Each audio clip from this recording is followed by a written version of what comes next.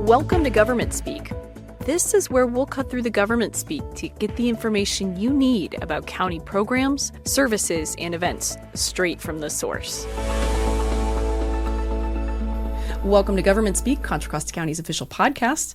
From filling up your gas tank to buying produce at the farmer's market, countless transactions happen in Contra Costa County every single day. But who makes sure the price you see is the price you're actually paying? Joining us in 10 Douglas is Deputy Sealer of Weights and Measures Kristi Buelna, along with Julia Daniels and Christopher Cook, who are agricultural biologists and weights and measures inspectors. They'll break down how the team keeps commerce fair and how they look out for Contra Costans in ways most of us never see. Christine, Julia, Christopher, welcome to the podcast. Thank you. Thank you. So let's start off with what is weights and measures. It seems intuitive, but why does it exist, and what is the goal of your team? Weights and measures, we basically are the neutral middleman. We want to keep the businesses on a level playing field amongst each other, and we also want to protect the consumers. And how do you go about doing that every day? What does a day in the life of weights and measures look like? We have a variety of inspections that have been approved by various government bodies to make sure that the procedure is correctly checking business practices, but also devices in the county. And so by following those procedures, we're ensuring that the commercial devices that you use as a citizen are correct and accurate. So let's use gas stations as an example. The impact of your work is felt from the gas pump itself. So making sure that folks are getting the amount of gas that it says on the machine, and if they go inside and grab an energy drink, you're also tracking those transactions too, to make sure, or measuring those transactions to make sure that, from the time that you are paying for that energy drink, that you're actually getting it for the amount of money that it states on the price tag, right? Absolutely. And the posted price, not only on the shelf at the for that energy drink, but also the pricing for the gasoline station itself.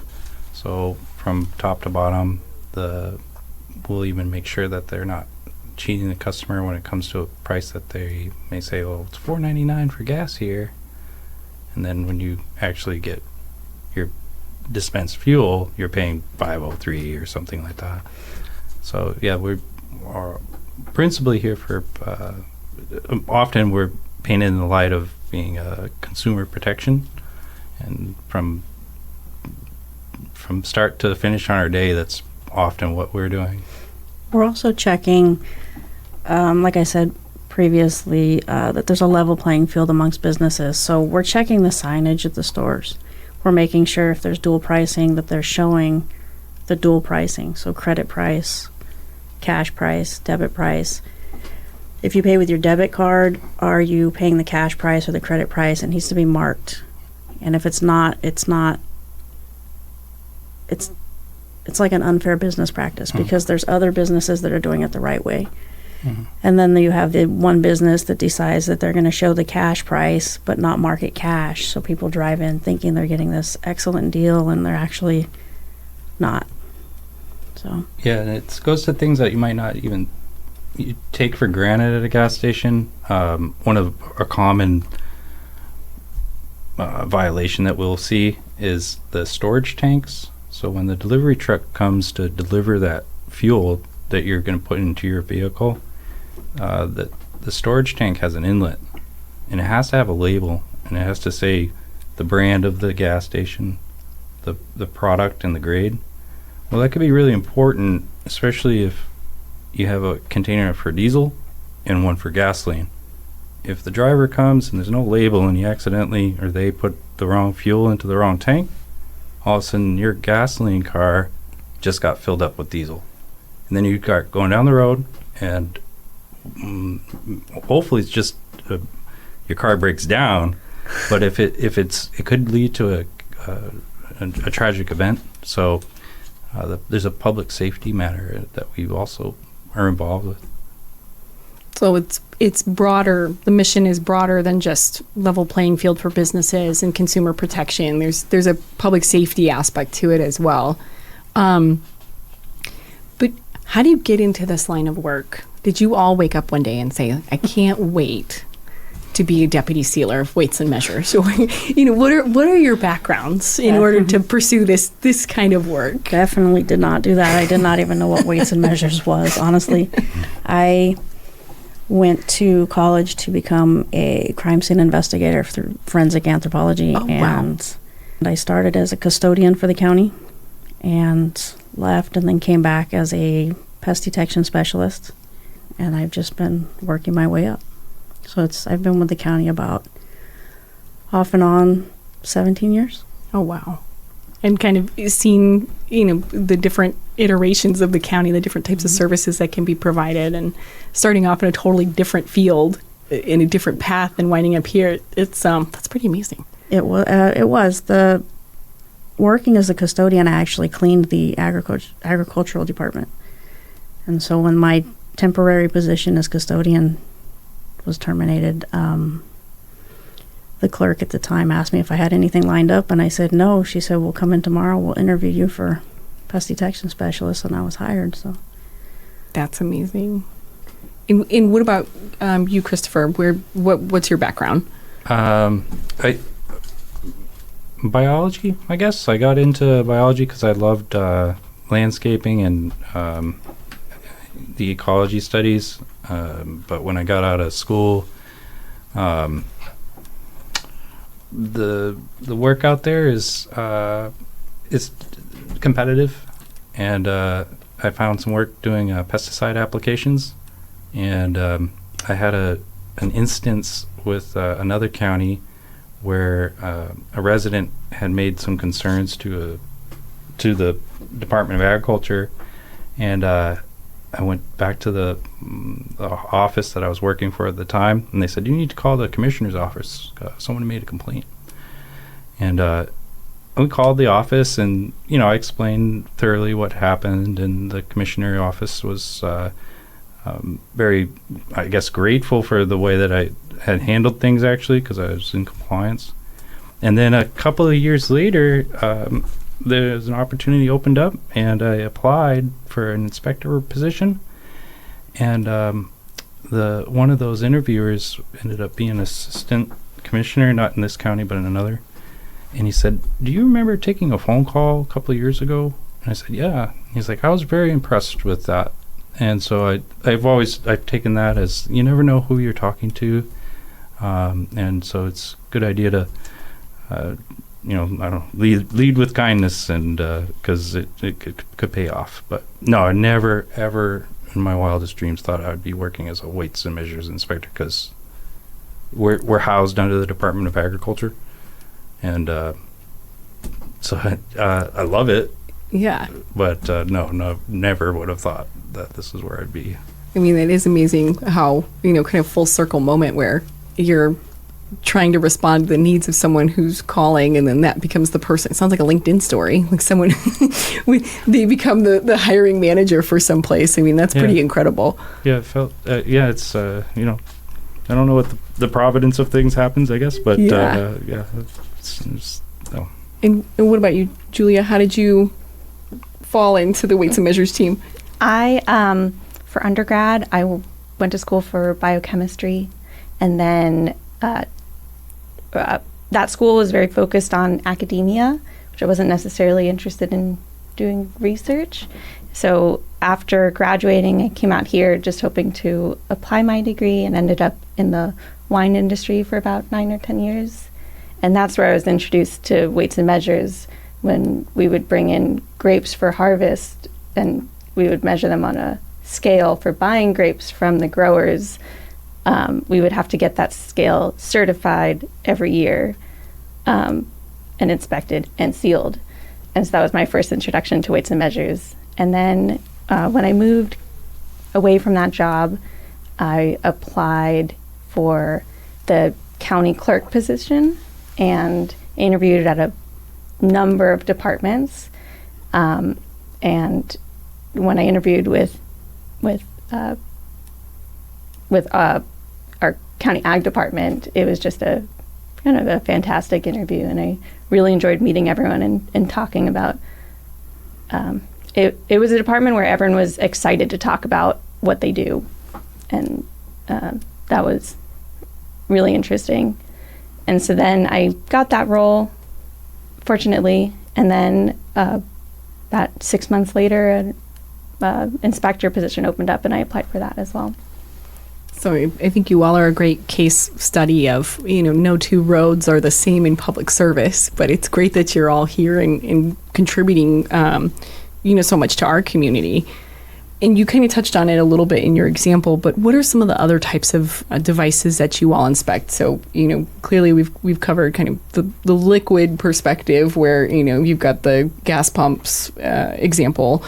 What other, and scales, but what else are you inspecting? We inspect a number of different devices. We do submeters.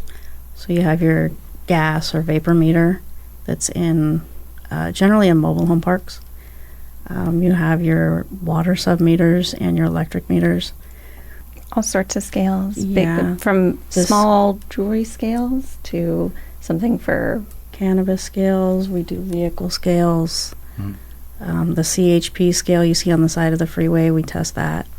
the way that I like to think about and describe it is that there's the devices aspect of what we inspect, and then there's I believe that the program is called QC, which addresses the price verification of checking the posted price to what you actually get charged at the register. There are a few other programs that we have, which is the Waymaster program, which we work with the state on that, and then the petroleum products program, which is the labeling that Chris was mentioning at the station. Kristi was also mentioning where you have to say how to get that condition of sale for a specific price. There's all sorts of things that we check for labeling at a gas station, like you mentioned, inside and outside, and the devices at a gas station. You're kind of touching on 3 out of our 4 main programs. Yeah, if you go to a gas station, you do 3 different inspections.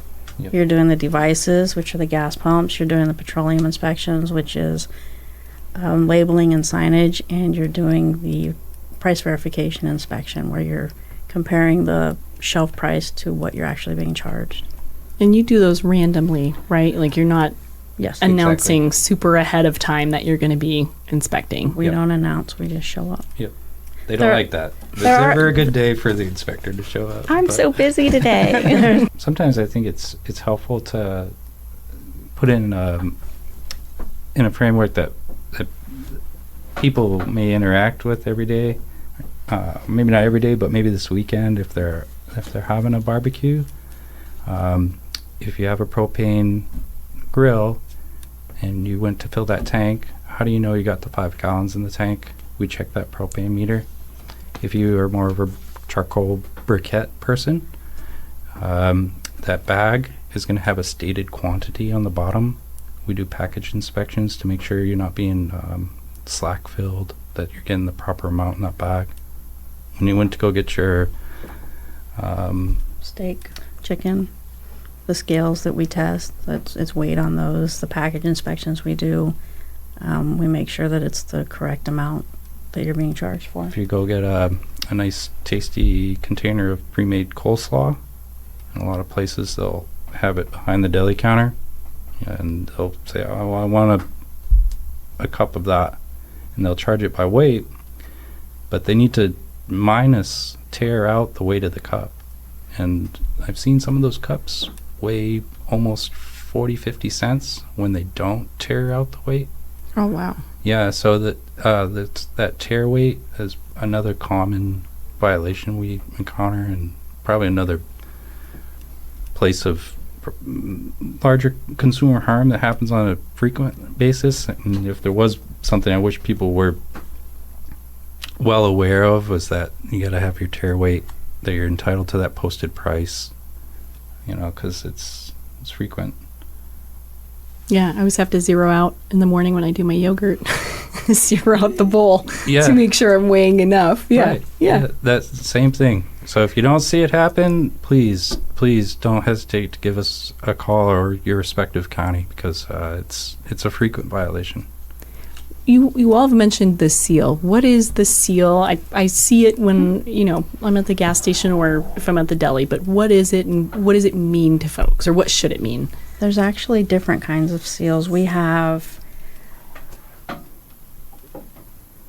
the non-commercial seal, so we'll place this on wrestling scales for high school wrestling teams. The schools, Okay. we test those. Wrestling, they have to be right on. But they don't have to use what's called a type approved scale, legal for trade or for commercial use. They can use a scale that they buy on Amazon or wherever. They bring it in. It doesn't have to be within tolerance or right on, but we do write up a statement saying at 250 pounds, scale reads 253. So that way when they go in and the wrestlers are being weighed, they know exactly what they're weighing. Oh, wow. And then we have these paper seals, is what we call them. And these basically say that the device that this sticker is on has been tested and is found to be correct. Accurate and correct are two different things. So a scale can be accurate but not correct. It can be correct, and under that it is also accurate, because we're not just looking at the accuracy of it, we're looking to make sure it's type approved, which means it goes through a process of being tested thousands of times over and over and over to make sure that it maintains the same calibration. There's different things that need to be on the scale, such as the model number, serial number, class type, different things, and those all fall underneath correct. So it has to have all of this. So is correct a legal standard? Yeah, in Yes. our setting, yep. Okay. Yep. And accurate? Accurate, it falls under correct. Okay. Yeah. So it has to be accurate in order to be correct. Correct, yeah. Okay. Like So one. it can't just be accurate and we put a seal on it. It has to Right. be accurate, and everything else has to fall in line too. It Okay. can't. Does that make sense? I think so. So if if the regulations call for a scale to go out to so many decimal points, but it only goes out to the tenths of point 1, 0.2, even if it's measuring accurately to that tenth decimal point, because the regulations that we're holding the scale to need it to go out further, it isn't correct to what the code requires of the device. Got it. So it's accurate but not correct. Yeah, There if you you go. went Okay. to a pawn shop and you wanted to sell your gold, because often we're thinking about the situation of buying something, but you wanted to sell your gold. Well, you wouldn't want a scale that only read to the tenth of a pound. In that case, that scale would be unsuitable and incorrect. If you're buying your meat at your deli counter and you can't see the scale, how do you know the person doesn't have their thumb on the scale? So seeing the indications would be part of our test in whether or not the device is correct. Okay. The paper seal. Yeah. Well, Go ahead.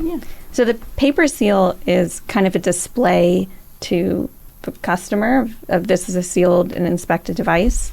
But in terms of the Protecting sealing, the calibration Mhm. so that you can't get into the internal parts to readjust it. Yeah. We place one of these. it's a wire with a piece of soft metal, usually lead, that we put a county press on. So when you press this, it says that the county was the last person in that device or who looked at that device. Oh. And then it's somewhat preventing the tampering. You can't, after we inspected and sealed it, you can't get back in and change what it's calibrating to without cutting off the metal, because this will be threaded through various screws that you would need to remove in order to change the calibration of the device. So this is kind of what the customer wouldn't see, that's protecting them from any sort of altering after we put this on. Got it. So given that attention to detail to meet the goals of consumer protection, but also equal level playing field for businesses and any kind of public health, mentions or discussions there, how much of the local economy actually depends on accurate measurements? It seems like an obvious answer, but The whole economy. I mean, it's pretty much everybody in the economy depends on weights and measures in some way or another. But because a lot of people don't know about us, it I think does speak to that this system does work, and because it's working, we can kind of take it for granted almost. And I don't want to say that I like that per se, but it does speak to that. Every county that I know here in California and other weights and measures inspectors that I talk to across the states, they take a lot of pride in their work, and it's because people like these two that I work with that we can keep that economy running, and hopefully folks don't have too much of a problem. But if they do, please don't hesitate to call us. what about some of the most major scams or kind of emerging trends? You hear often about card skimmers at the gas station pumps. What else are your teams running into? I've ran into skimmers on pumps. They're getting more advanced, so they're harder to detect. The QR code stickers. I've been to a station where the QR codes were put up by a business owner, but anyone can put up a sticker, and so just being cautious of scanning to pay at a pump, or at least taking the time to go in and ask, is this if I scan this, is that going to go there? Or paying in a traditional way to avoid that. That being said, with the QR codes, I do want to bring up on this county seal, the paper seal, we do have a QR code. We have that put on so that the customers or businesses, if need be, can scan that with their phone, and it goes directly to our Weights and Measures website. And if they have a complaint, or if they just want to read about the division, you can pull up the complaint form right there, and it gets directly emailed to me. That was the next question I had, is if we do have a complaint, how can folks reach you? That way, You can call our office. you can call the office. What's the phone number? 925-608-6600. 925-608-6600. Perfect. Or they can go online if they go to, without the QR code, if you go online, you can go to the Weights and Measures section, and it's right there on the left-hand side. Mm-hmm. Complaint form. So we've talked about trends in the county. We've talked about the impact of the team and kind of some of the broader goals. We've talked about all the ways, just using a gas station as an example, that you are affecting lives every day through your work.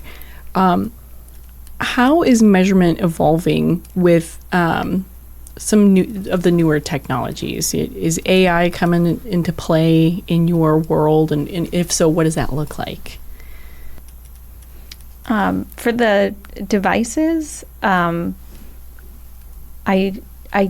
am not aware of any that are utilizing AI. I don't know if that would pass NTEP or CTEP. That's the state or national or state certifying of devices. But in terms of how the technology has been evolving in the past years, it's been a little interesting. We have smart meters and EVSE for metering out energy utilities, and the chargers for the EV electric vehicles is somewhat new.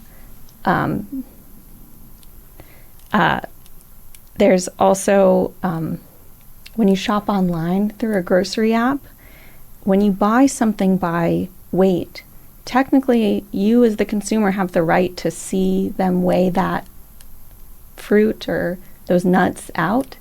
And if you aren't there and you're just buying it over either their direct application on your phone or a third-party application, how do you enjoy your rights as being able to check to make sure that weight is correct?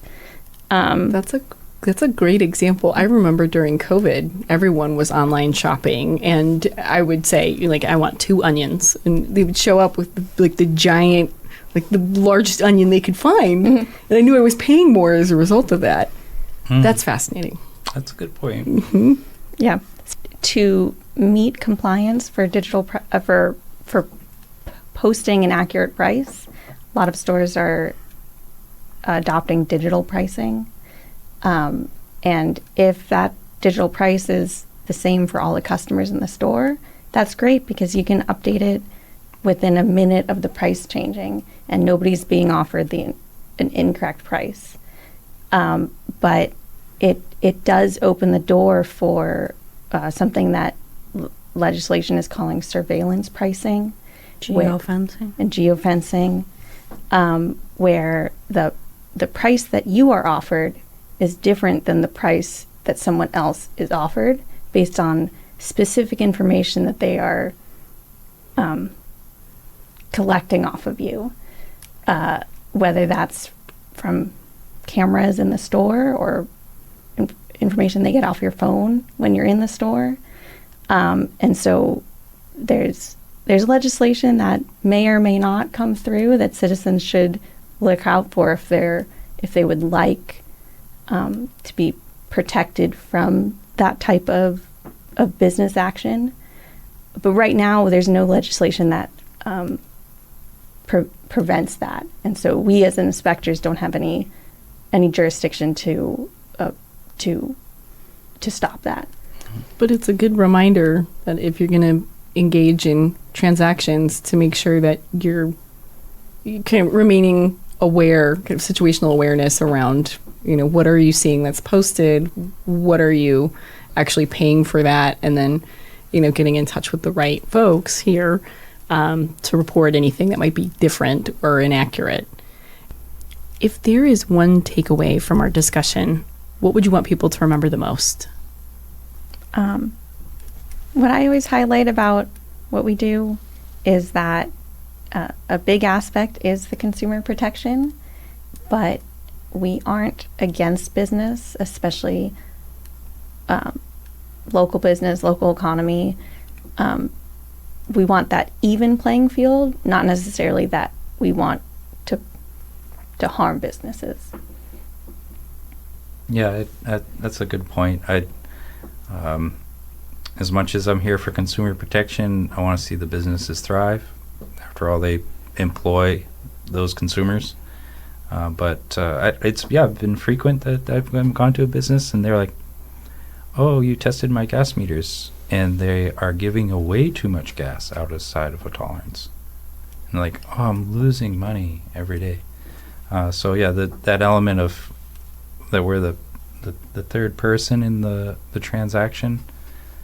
But for me, again, if you have any complaints, please visit our website and fill out that online complaint form and tell us your concerns out there. Great. Thank you all so much for being on the show. That's it for our episode. I'm your host, Kristi Jourdan, Contra Costa County's Public Information Officer. Thanks for joining us on the Government Speak podcast, brought to you by the Office of Communications and Media. But don't just take our word for it. Stay curious, stay connected, and stay informed. Until next time, keep your mind open and your facts straight.